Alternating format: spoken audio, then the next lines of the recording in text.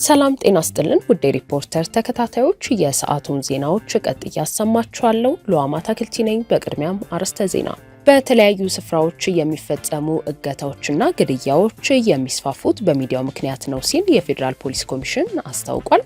የአገውን ሕዝብ የማይወክሉ በአጀንዳ ማሰባሰብ ምዕራፍ እየተሳተፉ ነው ሲል የአገው ብሔራዊ ሸንጎ ከሷል። ሌሎችንም ይዘናል። አብራችሁን ቆዩ። ቴምር እርግጠኛ ነን ይህንን ቃል በተደጋጋሚ ሰምተውታል። ለምን ይመስሎታል? ቀድመን ደንበኞቻችን የሚፈልጉትን ይዘን በመገኘታችን። ከአሁን ቀደም ከ7 በላይ ፕሮጀክቶችን አጠናቆ ያስረከበው ድርጅታችን አሁን ላይ እዛው ፒያሳ የመጨረሻ ግዙፍ የንግድ ሞል ከ900 ሺህ ብር ቅድመ ክፍያ ጀምሮ እንዲሁም የመኖሪያ ቤቶችን በፒያሳና አያት ይዘንሎት መተናል። እየኖሩበት ያለምንም ወለድ ወይም አንድ ጊዜ ከፍለው የ35% እውነተኛ ቅናሽ ያገኙ። ልብ ይበሉ፣ ስምምነታችን በኢትዮጵያ ብር ሲሆን ምንም አይነት የዋጋ ለውጥ የለውም። ለበለጠ መረጃ ከታች ባለው ስልክ ይደውሉልን። ቴምር ሪል ስቴት። በተለያዩ ስፍራዎች እየተፈጸሙ ያሉ እገታዎችና ግድያዎች በአስቸኳይ እንዲቆሙ አሽከርካሪዎችና የታጋቾች ቤተሰቦች ጥያቄ አቅርበዋል። መጋቢት 8 ቀን 2017 ዓ.ም በኦሮሚያ ክልል ሰሜን ሸዋ ዞን ወረጃ አርሶ ወረዳ ልዩ ስሙ አሊዶሮ በተባለ አካባቢ ታጣቂዎች ከአዲስ አበባ ወደ አማራ ክልል ሲጓዝ በነበረ ፈለገ ጊዮን የህዝብ ማመላለሻ አውቶቡስ አብዛኞቹ ተሳፋሪዎች ታፍነው ከተወሰዱበት እገታ 1 ሚሊዮን ብር ከፍለው ስለተመለሱ አክስታቸው ለሪፖርተር የተናገሩ ስማቸው እንዳይጠቀስ የጠየቁ የደጀን ከተማ ነዋሪ እገታ ዜጎችን እያማረረ ነው ብለዋል። አስተያየት ሰጪው ታጣቂዎቹ አክስታቸው እንዲለቀቁ 1.5 ሚሊዮን ብር ጠይቀው እንደነበር ተናግረዋል። እገታው መፈጸሙን የሚገልጽ የድጋፍ ደብዳቤ ከደጀን ከተማ ከንቲባ ጽሕፈት ቤት አጽፈው ገንዘብ በማሰባሰብ 1 ሚሊዮን ብር አዘጋጅተው ለታጣቂዎች በባንክ አስገብተው አክስታቸው ከታገቱ 2 ሳምንታት በኋላ እንደተለቀቁላቸው ገልጸዋል። በተመሳሳይ 2 ወንድሞቹ የታገቱበት የክልሉ ነዋሪ እስካሁን እንዳልተለቀቁ ተናግሯል። ታጣቂዎቹ ለወንድማማቾቹ ከ2.5 ሚሊዮን ብር በላይ መጠየቃቸውን የገለጸው አስተያየት ሰጪው እስካሁን 450 ሺህ ብር ተሰብስቦ ለታጣቂዎቹ እንዲደርስ ቢደረግም ቀሪውን ክፍያ ካልከፈሉ እንደማይለቀቁ ተነግሯቸው እንደገና እየሰበሰቡና ሁኔታውን እየተከታተሉ እንደሚገኙ አስረድቷል። በተለያዩ አካባቢዎች በአሽከርካሪዎች ላይ የተፈጸመ ያለውን ግድያ መቀጠሉን አሽከርካሪዎችም ገልጸዋል። የከባድ መኪና አሽከርካሪዎች ማህበር ስራ አስኪያጅ አቶ ሰለሞን ዘውዱ የሚያሰጉ ቦታዎች በመንላቸው በተለይም በኦሮሚያ ክልል የወለንጭቲ መስመር እኛም ክትትል ስናደርግ በጸጥታ አካላት በፓትሮል ሲጠበቅ አይተናል። ነገር ግን በሆነ ቅጽበት ችግሩ እየተፈጠረ ነው ብለዋል። የጣና አሽከርካሪዎች ማህበር በበኩሉ ድርጊቱ እየቀነሰ ሳይሆን እየጨመረ ነው ይላል። የማህበሩ ዋና ጸሐፊ አቶ ሰጡ ብርሃን እንዳሉት ድርጊቱ ቀነሰ የሚባል ሳይሆን እየጨመረ ነው። በተለይም እገታ እየተለመደና ጭካኔዎች እየበዙ ናቸው ብለዋል። ከዚህ ቀደም ለ24 ሰዓታት በነጻነት እንጓዝ ነበር። አሁን ግን እንቅስቃሴያችን የተገደበ ሆኗል። አሽከርካሪ እንደ ቢሮ ሰራተኛ ጠዋት ወጥቶ አመሻሽ ከ11 ሰዓት በኋላ እንዳይንቀሳቀስ እየተገደበ ነው ሲሉ አስረድተዋል። የከባድ መኪና አሽከርካሪዎች ማህበር በበኩሉ የመከላከያ ሚኒስቴር፣ የትራንስፖርትና ሎጂስቲክስ ሚኒስቴር፣ የኦሮሚያ ክልልና የጸጥታ አካላትን ስንጠይቅ ምላሽ ይሰጡናል። ነገር ግን ችግሩ ያለው የከተማ አስተዳደሮች ላይ ነው ብሏል። ሪፖርተር ያነጋገራቸው የፌዴራል ፖሊስ ኮሚሽን የህዝብ ግንኙነት ኃላፊ አቶ ጄላን አብዲ በሰጡት ምላሽ እገታ የተለመደ ወቅታዊ ድርጊት ወይንም ፋሽን እየሆነ መጥቷል። ለህብረተሰቡ እንግዳ ነበር። አሁን ግን ሚዲያው እያስፋፋው ይገኛል። ስለዚህ በልኩ ነው መገለጽ ያለበት ብለዋል። እገታ እዚህ ቦታ ላይ ተፈጠረ ማለት አይጠቅምም ያሉት ኃላፊው በአጋቾች ላይ ምን አይነት እርምጃ ተወሰደ የሚለው ነው ዋናው ጉዳይ መሆን ያለበት። እርምጃ ሲኖር ለህዝብ እናሳውቃለን በማለት አስረድተዋል።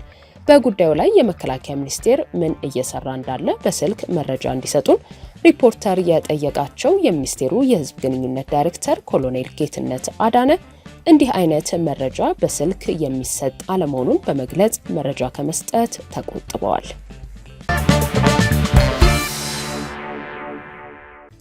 ኢትዮ ኢንጂነሪንግ ግሩፕ በገጠመው የውጭ ምንዛሪ ችግር የማምረት አቅሙ ወደ 17 በመቶ መውረዱን አስታውቋል።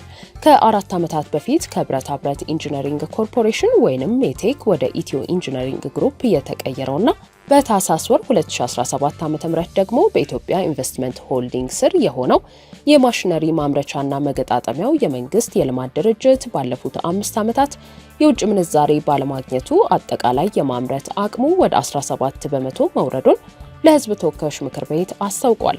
ባለፉት 3 ዓመታት ለማግኘት ካቀደው አጠቃላይ የውጭ ምንዛሬ 3.2 በመቶ የሚሆነውን ብቻ በማግኘቱ እሴት የመፍጠር አቅሙ ከ1 በመቶ በታች መውረዱ የድርጅቱ የስራ ኃላፊዎች ተናግረዋል።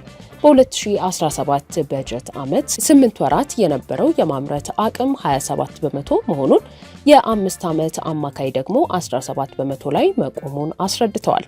ኢትዮ ኢንጂነሪንግ ግሩፕ የ8 ወራት እቅድ አፈጻጸሙን ለህዝብ ተወካዮች ምክር ቤት የመንግስት የልማት ድርጅቶች ጉዳዮች ቋሚ ኮሚቴ ሰሞኑን ሲያቀርብ በ2017 በጀት ዓመት የመጀመሪያዎቹ 8 ወራት ካቀደው ማሳካት የቻለው 51 በመቶን ብቻ እንደሆነ ገልጿል። ለአብነትም የፎርም ወርክ እና የስካፎልዲንግ ማሽኖች መጋዘን ውስጥ የነበሩትን ጠግኖ ከማውጣት ባለፈ በሚፈለገው መጠን ለማምረት የግብአት እጥረት እያጋጠመው በመሆኑ አዳዲስ ማምረት አልተቻለም ተብሏል። ኃላፊዎቹ ባለፉት 4 ዓመታት የፋይናንስ አቅም ውስንነትና የውጭ ምንዛሪ አለመገኘት የማምረቻ ግብአት አቅርቦት ግዢን አስቸጋሪ እንዳደረገው ገልጸው ለሀገር ይጠቅማሉ ተብለው የታቀዱ ፕሮጀክቶችን ወደ ስራ ለማስገባት የአዋጭነት ጥናት ቢጠናቀቅም የፋይናንስ እጥረትና የውጭ ምንዛሪ ችግር ማነቆ መሆናቸው በሪፖርቱ ተጠቅሷል። የቋሚ ኮሚቴው ሰብሳቢ በሰጡት ማብራሪያ ተቋሙ የሚጠይቀው የውጭ ምንዛሬ በገበያ ውስጥ የሚገኝ ቢሆንም የጠራ የኦዲት ሪፖርት ስለሌለው የሚያበድረው ተቋም አይኖርም ብለዋል። በመሆኑም ያልጠራ የፋይናንስ ኦዲት ሪፖርት ተይዞ ማንም ሊያበድር ስለማይችል ችግሩ በፍጥነት ሊፈታ እንደሚገባ አሳስበዋል። የዋና አስፈጻሚነቱን ቦታ ተክተው በግሩፑ ስራ አመራር ቦርድ የተሾሙት ኮሎኔል ሸጋው ሙሉጌታ ናቸው። በጥር 2015 ዓ.ም የኢትዮ ኢንጂነሪንግ ግሩፕ ዋና ስራ አስፈጻሚ ሆነው የተሾሙት አምባሳደር ሱሌማን ደደፎ ከ1 ወር በፊት የባለሙሉ ስልጣን አምባሳደርነት ሹመት ማግኘታቸው ይታወሳል። የግሩፑ ስራ አመራር ቦርድ በሳቸው ምትክ ኮሎኔል ሸጋው ሙሉጌታን መሾሙ አይዘነጋም።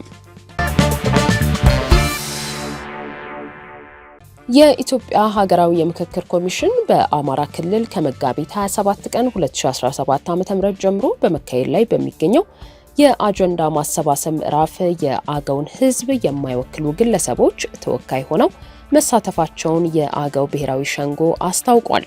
የአገው ብሔራዊ ሸንጎ ፕሬዝዳንት አቶ አላምረው ይርዳው ለሪፖርተር እንደተናገሩት በአጀንዳ ማሰባሰቡ ሂደት የአገው ሕዝብን የማይወክሉ የመንግስት ካድሬዎችና ጡረተኛ የብአዴን ሰዎች የማህበረሰቡ ተወካይ በመሆን በምክክር ሂደቱ ላይ በመሳተፍ ላይ ናቸው።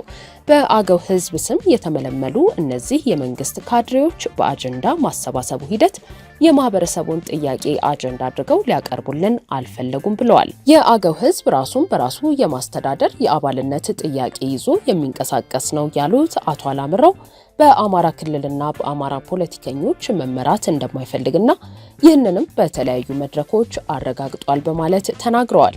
በዋግምራ ዞን ከ100 ሺህ ህዝብ በላይ፣ በአዊ ዞን ደግሞ ከ150 ሺህ ህዝብ በላይ በአማራ ክልል አንተዳደርም በማለት ፒቲሽን ፈርሞና አሰባስቦ ለፌዴሬሽን ምክር ቤት ቢያቀርቡም ተቀባይነት አለማግኘቱን ገልጸዋል። ይህንን ጉዳይ በተመለከተ ለኢትዮጵያ ሀገራዊ የምክክር ኮሚሽን ብናሳውቅም ሊሰማንና ሊረዳን አልቻለም። በዚህ መነሻነትም የተደረገው የአጀንዳ ማሰባሰብ ሂደት በአገው ሕዝብ ዘንድ ምንም አይነት ተቀባይነት አይኖረውም ብለዋል።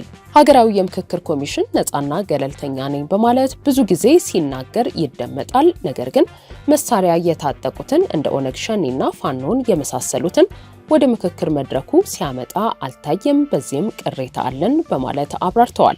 የሀገራዊ የምክክር ኮሚሽን አባል ኮሚሽነር ዶክተር ዮናስ አዳዬ ሀገራዊ ምክክር ኮሚሽኑ ከወረዳዎች የሚላኩለትን የማህበረሰብ ተወካዮች የሚቀበል እንጂ ተወካዮቹን ራሱ የሚመለምል እንዳልሆነ ለሪፖርተር አስረድተዋል። ፓርቲዎቹና በአካባቢው የሚገኙ አስተባባሪ አካላት ማህበረሰቡን ይወክላሉ የሚሏቸውን ግለሰቦች መልምለው የሚልኩ መሆናቸውን ብቻ ነው የምናውቀው ብለዋል። በጫካ የሚገኙ በትጥቅ ትግል ውስጥ ለሚገኙ አካላት በሀገራዊ ምክክሩ እንዲሳተፉ ተደጋጋሚ ጥሪ መቅረቡን፣ አሁንም የመሳተፍ ፍላጎት ካላቸው ኮሚሽኑ በደስታ እንደሚቀበላቸው ዶክተር ዮናስ አብራርተዋል። ውድ ሪፖርተር ተከታታዮች የሰዓቱ ዜናዎቻችን እነዚህ ነበሩ። ስላደመጣችሁን ከልብ እናመሰግናለን።